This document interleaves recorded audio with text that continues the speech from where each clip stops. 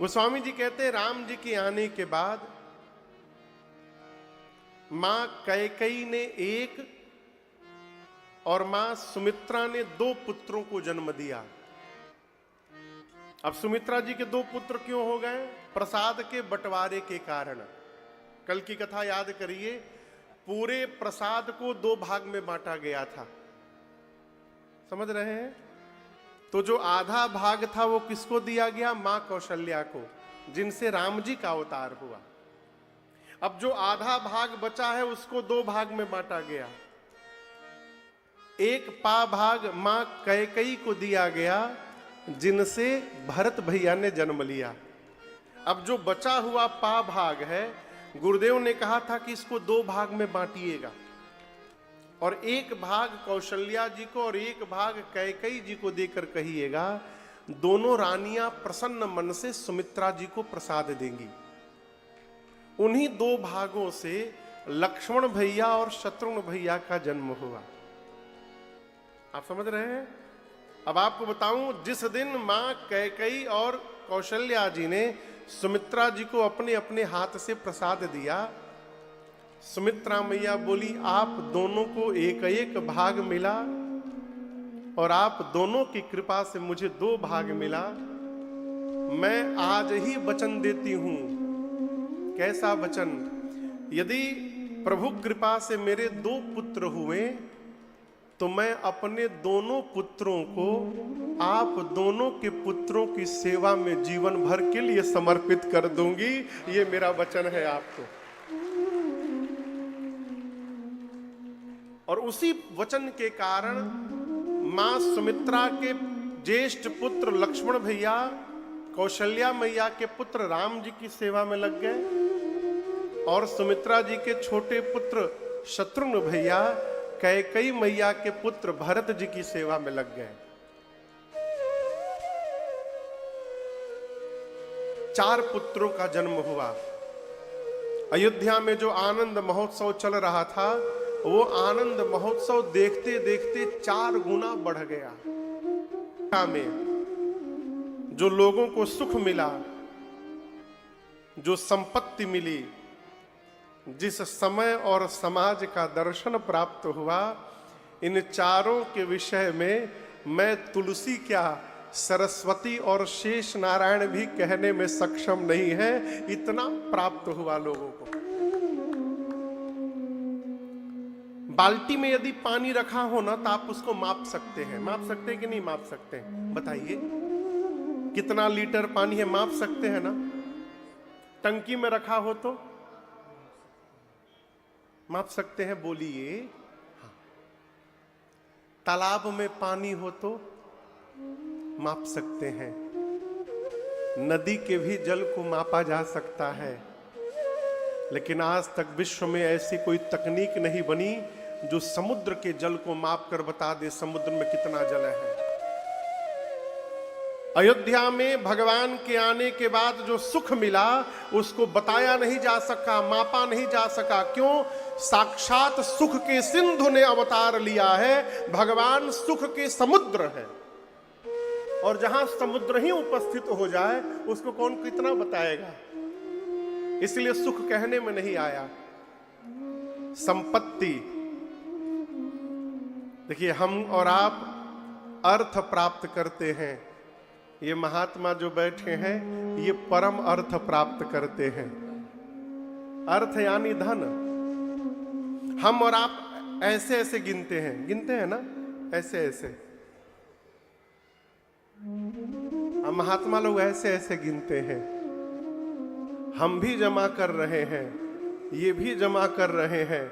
हम जो जमा कर रहे हैं ये छूट जाएगा, ये जो जमा कर रहे हैं ये अपने साथ ले करके जाएंगे। ये परम अर्थ है। आपको एक कहानी सुनाऊं, ये सत्य घटना है। एक महात्मा हजारी माला जपते थे। द्विवेदी जी हजारी माला देखे हैं? उसमें 1008 मन के होते हैं। सामान्य माला में तो इसमें 27 मन के हैं, इसमें 27 मन के हैं। हजारी माला में 1008 मन के होते हैं। इतनी मोटी माला होती है सरकार। महात्मा लोग गले में पोटली लटका करके उसमें माला रखते हैं और दोनों हाथ तरफ से हाथ भीतर डाल के और उसको जपते रहते हैं। एक महात्मा छत के ऊपर बैठ जाते थे, उनके पास पोटली नहीं थी, क्या करे महात्मा, छत के ऊपर बैठ जाते थे और छत पर से माला नीचे लटका देते थे और लटका के माला जपते थे। जपते कैसे थे वो बड़ा अद्भुत स्टाइल में आपको दिखाऊं।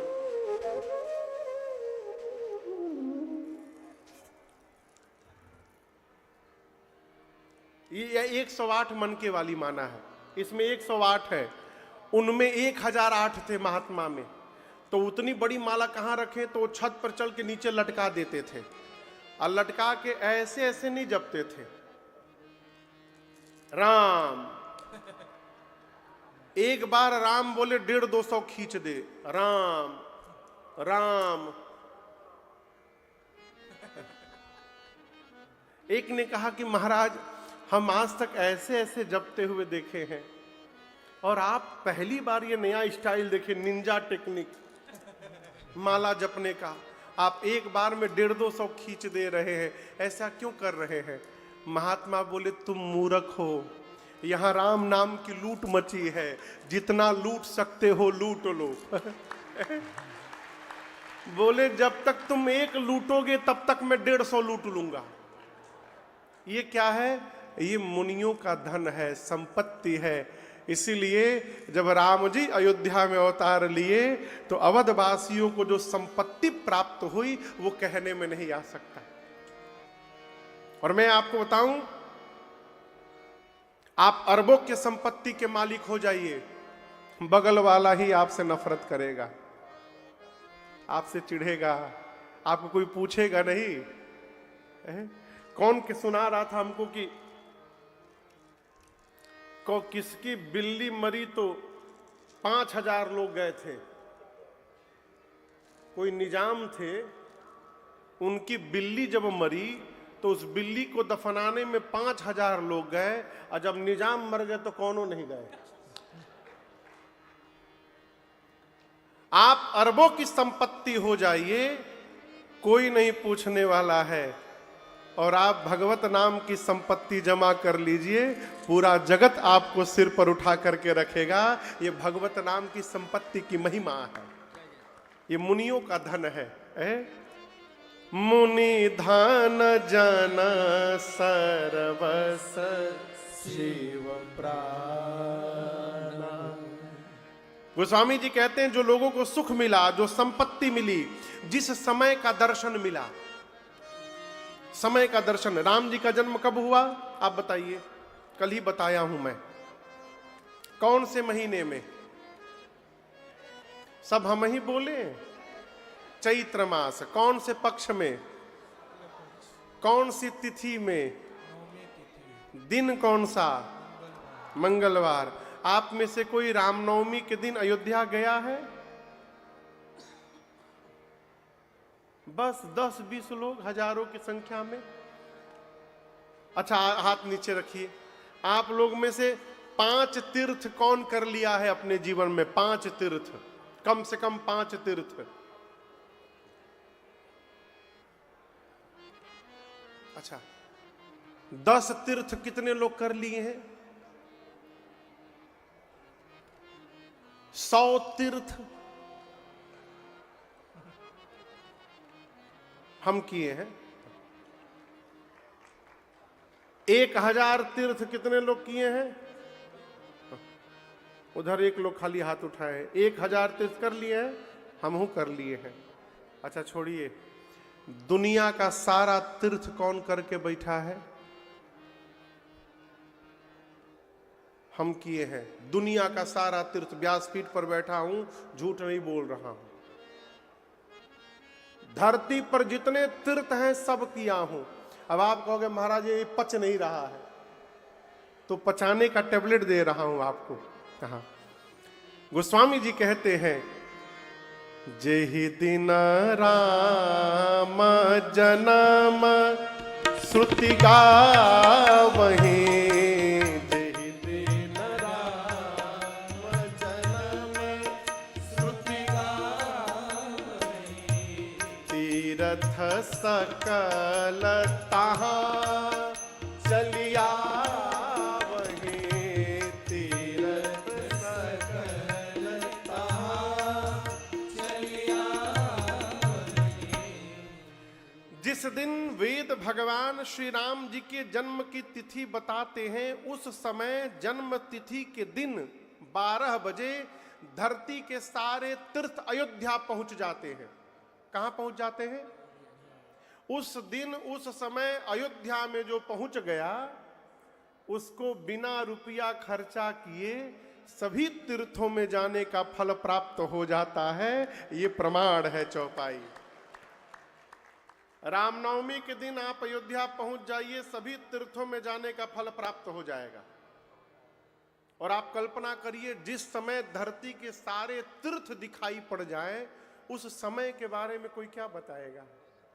तो गोस्वामी जी कहते हैं, वह सुख संपत्ति समय समाजा। जिस समाज का दर्शन हुआ, जहां सारे देवता हैं, सारे तीर्थ हैं, उस समाज की व्याख्या नहीं हो सकती।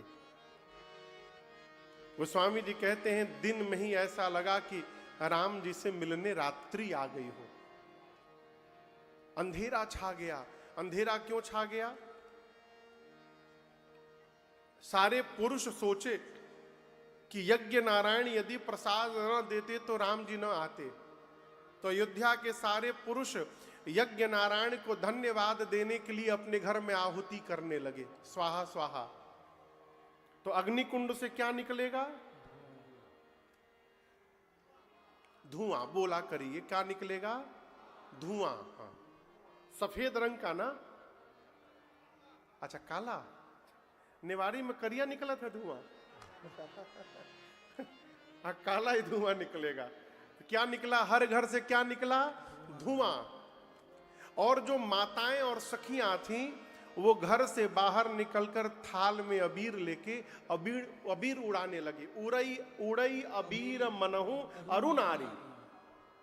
अब सरकार, ये अबीर और घर का धुआं, ये दोनों मिल करके अयोध्या के ऊपर ऐसी मोटी परत बना दिए कि दिन में ही सूर्य भगवान छिप गए और नीचे लगा कि मानो भगवान से मिलने रात्रि आ गई हो।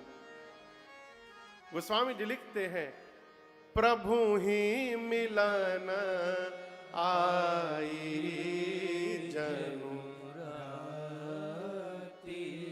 रात्रि देवी आई। आपके घर में, आपके गांव में उत्सव चल रहा है, राम कथा चल रही है, पूरा गांव हर्षित है, सब लोग अपना काम धंधा करके और समय से आके बैठ जाते हैं, उत्सव चल रहा है ना। अब मान लीजिए आप ही के गांव में कोई चेहरा लटका के बैठा हो,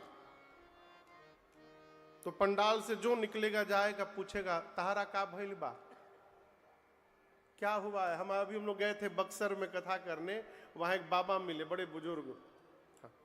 तो उनका एक आदत है कि वो अपने दरवाजे पर खटिया लगा के सो जाते हैं, और जो भी उनके घर के सामने से गुजरेगा उनको प्रणाम करता, बाबा पाए लगी। तो मालूम है क्या कहते हैं? राजभोग। दीना बाबा, उनका नाम है दीनानाथ पांडे। हमसे बहुत पहले बोले थे, बाबू ऐसा एगो सामान मांग दो ना जौन कहीं मिलो ना। हमसे बोले थे बहुत पहले कि ऐसा कोई सामान मांग दीजिए जो कहीं मिले नहीं, हम पागल बनकर उसको ढूंढते रहे हैं। तो अभी अब मैं कथा गाने गया तो करीबन 10-15-20 साल बाद मेरे से मिले वो, तो मैं पहचान गया उनको। तो बता रहे थे, महाराज क्या बताएं, हमारा कोई काम नहीं। उनकी अवस्था 90 साल के आसपास की है अभी। तो बोले मैं एकदम तंदुरुस्त हैं, दांत वात आँख सब ठीक है उनके। तो बोले मैं दरवाजे पर खटिया पे दिन भर पड़ा रहता हूँ, राम राम जपता रहता हूँ, दरवाजे से जो भी जाता है, अब ब्राह्मण हूँ, बुजुर्ग हूँ, तो प्रणाम करता है, तो हम कहते हैं राजभोग। राजभोग समझते हैं? राजा की तरह रहो, वो सबको यही आशीर्वाद देते हैं, राजभोग। तो एक आदमी को बोले राजभोग, तो गुस्सा गया, तो बोले विपत भोग। राजभोग आशीर्वाद दिए तो उसको गुस्सा आ गया। बोला अच्छा तुमको ये पसंद नहीं तो तुम जाओ विपत्ति भोगो। आपके घर में उत्सव हो और कोई विपत्ति में चेहरा जैसे लटका के खड़े रहते हैं, चेहरा उदास होके खड़ा हो जाए, आप पूछिएगा ना भाई आपको क्या तकलीफ है। रात्रि देवी का चेहरा गिरा हुआ था। राम जी देखे सभी देवता नृत्य कर रहे हैं, आनंद मना रहे हैं, ये रात्रि उदास है। तो भगवान ने रात्रि से पूछा व्हाट हैपेंड, आप क्यों उदास हैं? रात्रि ने कहा प्रभु मैं अपने दुर्भाग्य को देख करके उदास हूं। राम जी बोले अयोध्या में भी आने के बाद दुर्भाग्य है? रात्रि ने कहा प्रभु ये सभी देवता इसलिए नाच रहे हैं कि इन सभी देवताओं ने आपको प्रकट होते देखा, मैं नहीं देख पाई। राम जी बोले क्यों नहीं देख पाई? रात्रि बोली प्रभु आप तो दिन में प्रकट हो गए, मैं दिन में रहती नहीं हूं, मैं कब रहती हूं? रात में, मैं कैसे देखती? भगवान ने कहा ठीक है त्रेता में तो मैं आ गया हूं अब, लेकिन आज ही मैं आपको वचन देता हूं देवी, अगली बार जब मैं द्वापर में कन्हैया के रूप में अवतार लूंगा तो ये सौभाग्य केवल आपको प्रदान करूंगा, अगली बार मध्य रात्रि में अवतार लूंगा मैं। खूब जी भर करके देखिएगा। रात्रि प्रसन्न हो गई, तब तक पीछे से चंद्रमा आए। राम जी को प्रणाम करके बोले प्रभु सेम प्रॉब्लम मेरी भी यही समस्या है जो इनकी है, मैं भी आपको नहीं देख पाया। राम जी बोले अभी वचन दिया हूं रात्रि को द्वापर में आप भी देखिएगा। चंद्रमा बोले प्रभु त्रेता में आए हैं आप, द्वापर में आएंगे, इतना लंबा समय कैसे निकलेगा? भगवान ने कहा मैं आपको अपने नाम का सहारा देता हूं, मेरे नाम के सहारे निकालिएगा। उसी दिन से राम जी ने अपने नाम में चंद्रमा के नाम को जोड़ लिया और भगवान का नाम हो गया रामचंद्र भगवान। बोलिए रामचंद्र भगवान की जय। पूरे अयोध्या में आनंद महोत्सव चल रहा है। राम जी किस वंश में अवतार लिए हैं? सूर्य वंश। दिन में 12 बजे सूर्य कहां रहते हैं? ठीक सूर्य नीचे ऊपर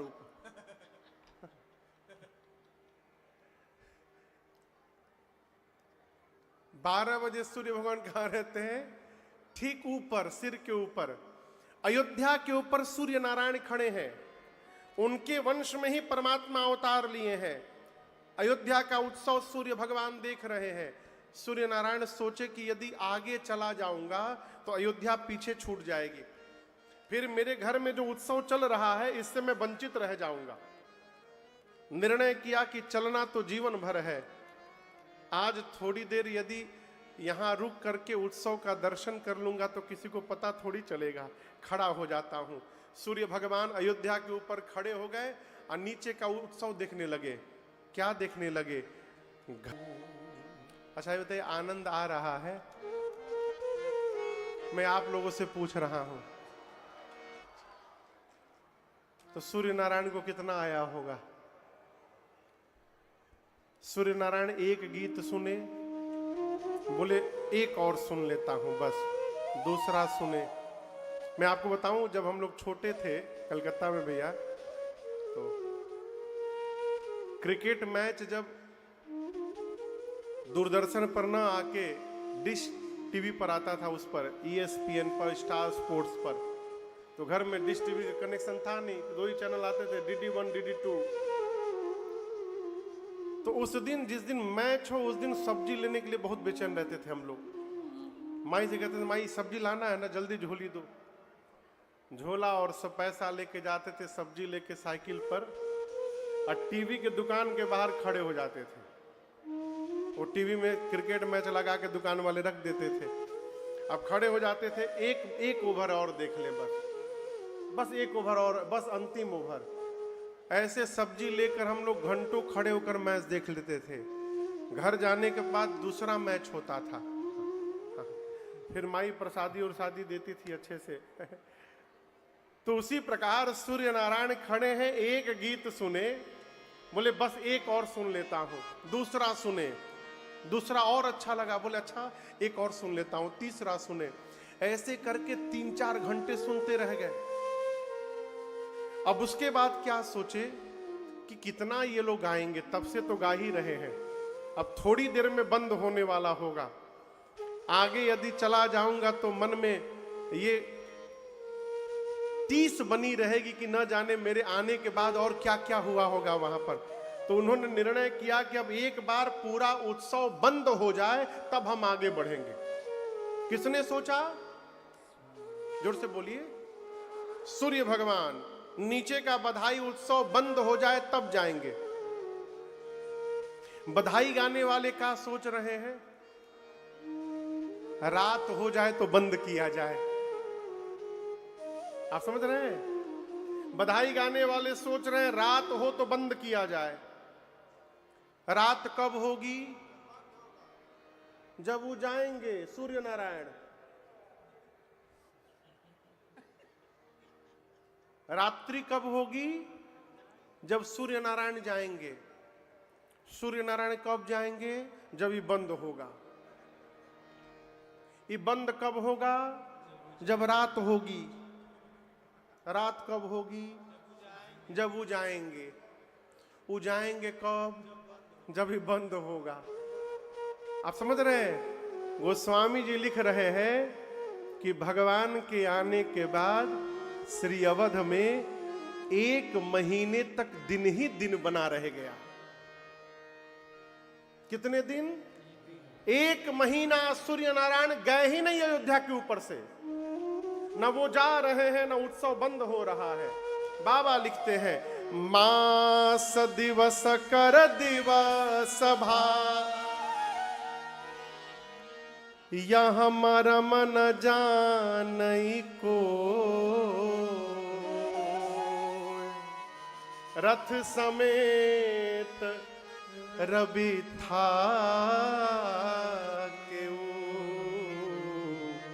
अब निशा कवन विधि हो।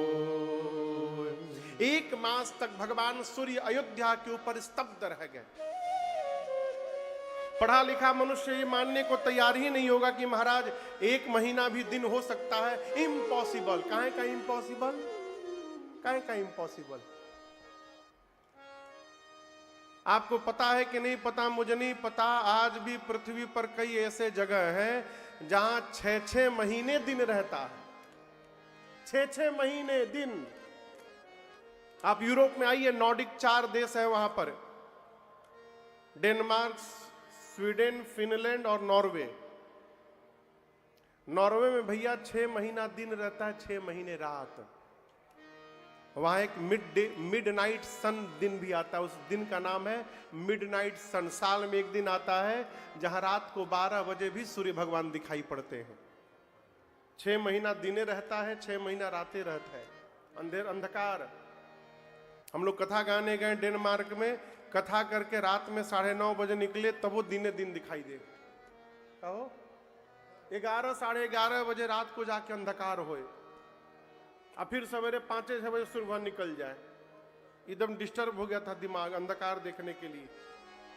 तो यदि वहां 6 महीना दिन हो सकता है, तो जहां परमात्मा अवतार लिए हैं वहां 1 महीना दिन क्यों नहीं हो सकता है? अयोध्या में 1 मास तक दिवस ही दिवस रहा। आज भी हमारे अयोध्या में एक महात्मा है, राम जन्म के बाद, रामनवमी के बाद 1 महीने तक अपने आश्रम का कोई बल्ब बंद नहीं करते सरकार। आज भी परंपरा उस आश्रम में 1 महीने तक उस आश्रम का कोई लाइट बंद नहीं होता है, दिन रात सब जलता है, जितने बल्ब है वहां पर। किसी ने पूछा आप बिजली की बर्बादी कर रहे हैं? डंडा उठा के महात्मा दौड़ मार के पांव तोड़ दूंगा, बिजली की बर्बादी।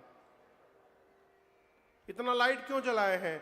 बोले राम जी आए थे तो 1 महीना दिन हुआ था, हमारे यहां भी राम जी आए हैं, 1 महीना दिन ही दिन बना रहेगा, यहां अंधकार आएगा ही नहीं। आज भी परंपरा है 1 माह तक सूर्य नारायण अयोध्या के ऊपर बने रहे, और उसके बाद सूर्य नारायण 1 महीने बाद प्रणाम करके चले।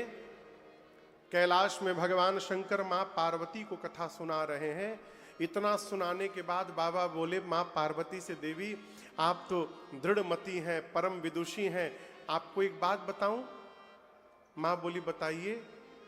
मैंने एक बार चोरी की है। पार्वती मैया बोली प्रभु आप चोरी किए हैं? शंकर भगवान बोले हाँ देवी, एक ऐसा काम मैंने किया है जो आज तक आपको मैंने कभी बताया नहीं, तो ये आपसे तो चोरी ही हुआ ना, मैं आपको छुपा कर बैठा हूं। मां ने पूछा कौन सा काम किया? शंकर भगवान बोले देवी, जब राम जी अवतार लिए थे अयोध्या में, तो आपको बिना बताए मैं भी राम जी का दर्शन करने अयोध्या चला गया था। मां बोली प्रभु अकेले? शंकर भगवान बोली अकेले नहीं, दुकेले। मैया बोली मेरे रहते किसके साथ चले गए? शंकर भगवान बोलते हैं काग भुषुंडी संग हम दो। किसके साथ गए? जोर से बोलिए।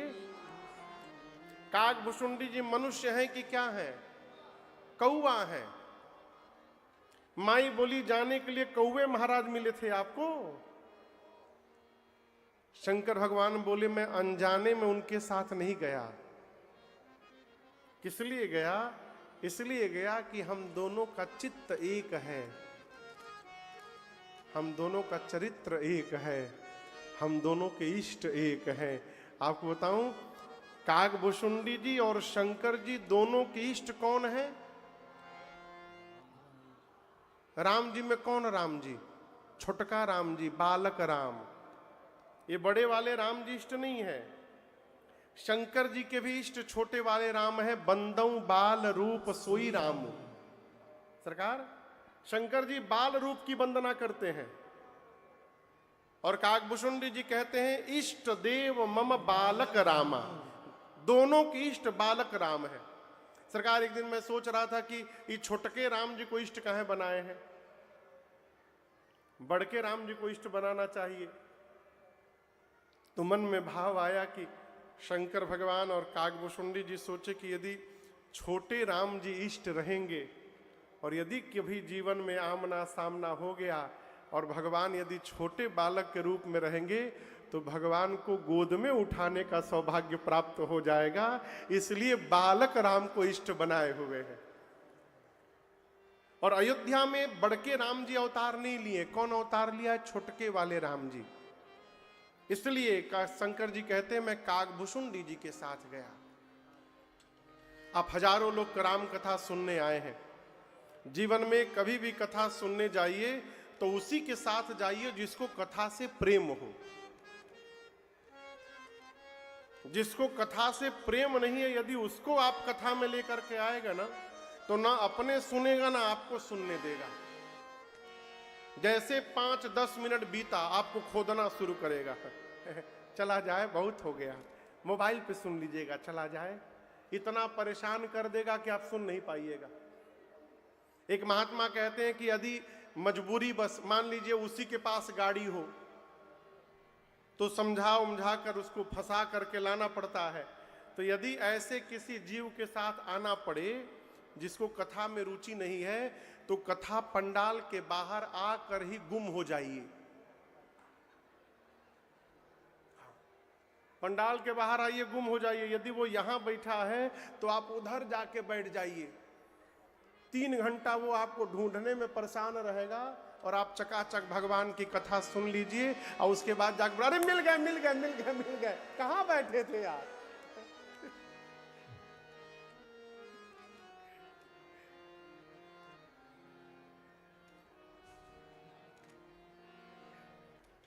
गांव पे यज्ञ था अपने, 5 साल जो यज्ञ हुआ, तो एक बार ठेकेदार चाहे किसी गायक को लेके आए थे।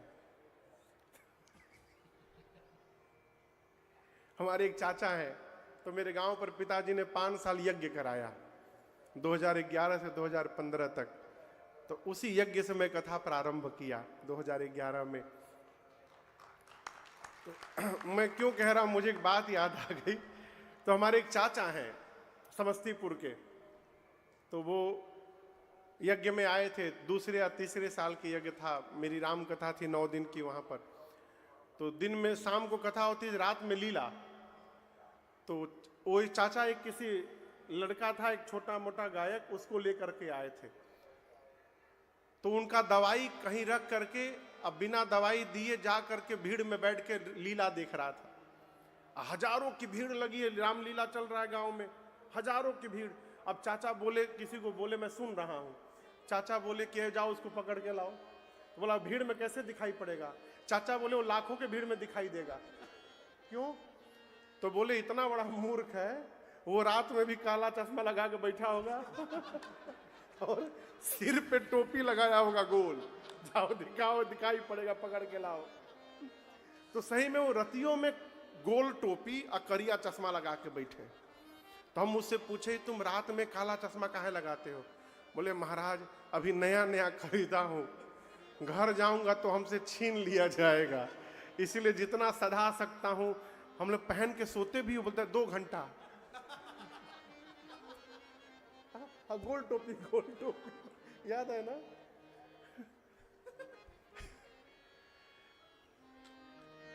यात्रा उसी के साथ करिए माई बाप जिसके साथ भाव मिले, जिसके साथ स्वभाव मिले, जिसके साथ चित्त मिले और जिसके साथ हमारा चरित्र मिले, उसी के साथ यात्रा करिए। नहीं तो यात्रा आपका दुर्गम हो जाएगा। शंकर भगवान बोले मैं काकभूषुंडी जी के साथ गया। और दर्शन करिए, बाबा ये नहीं बोल रहे हैं कि मेरे साथ काकभूषुंडी गए, ये नहीं बोले। क्या बोले? काकभूषुंडी के साथ मैं गया। अब आप कहोगे महाराज दोनों बतियाते कही, एक नहीं, बड़ा अंतर है दोनों में। मेरे साथ काकभूषुंडी गए, इसका मतलब जाने की प्लानिंग मैंने बनाई थी, उनको मैं लेकर के गया। उनके साथ मैं गया, यानी प्लानिंग वो बनाए थे, वो मुझे लेकर के यहां से गए। बाबा बोले काकभूषुंडी जी के साथ मैं गया।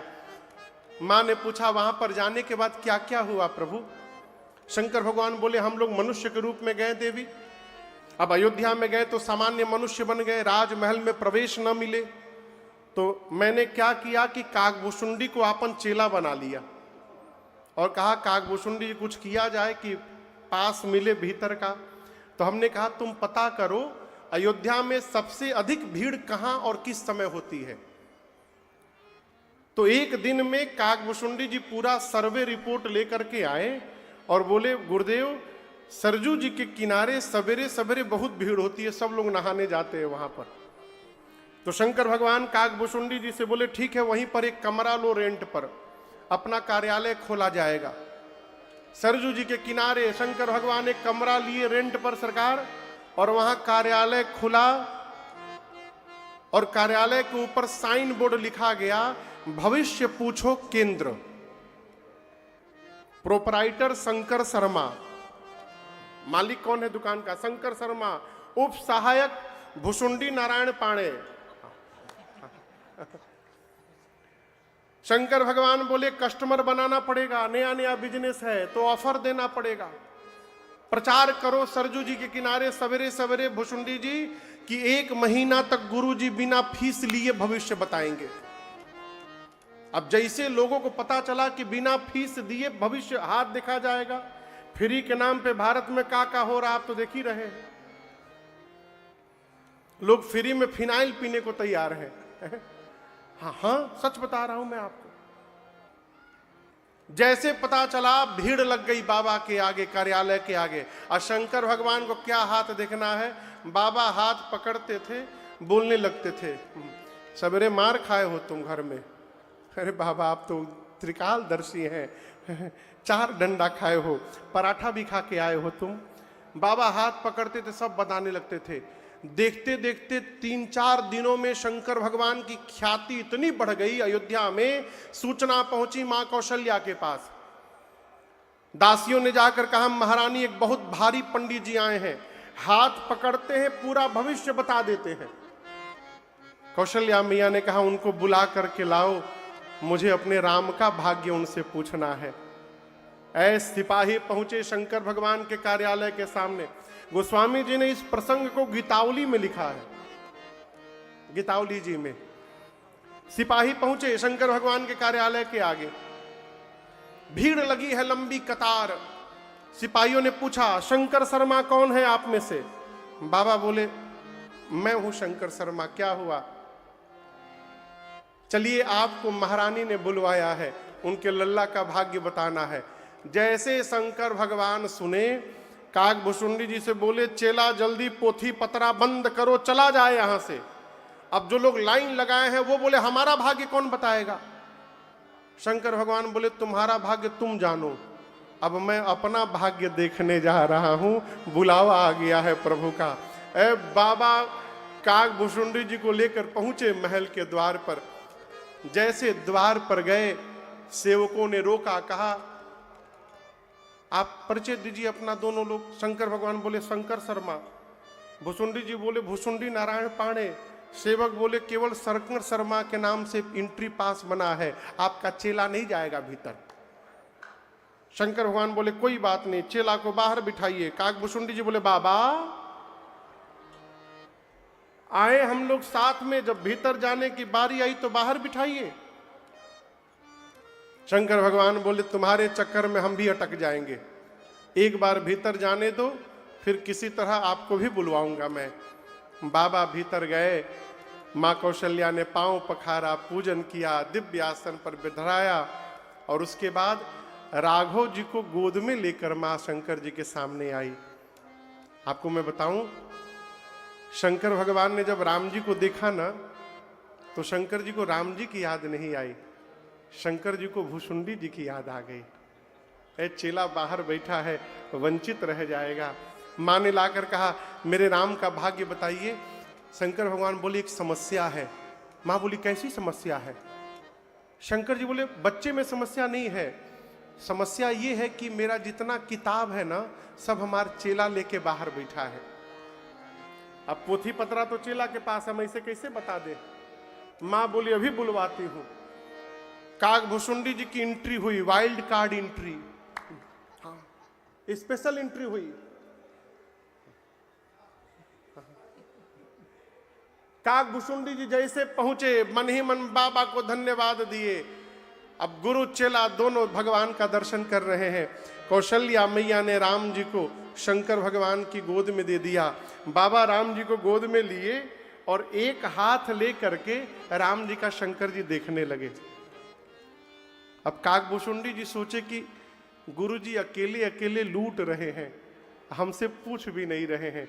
तो काकभुसुंडी जी कौशल्या मैया से बोले कि नमस्ते, माई सेल्फ भुसुंडी नारायण पांडे, मैं गुरु जी का असिस्टेंट हूं। आपको एक बात नहीं मालूम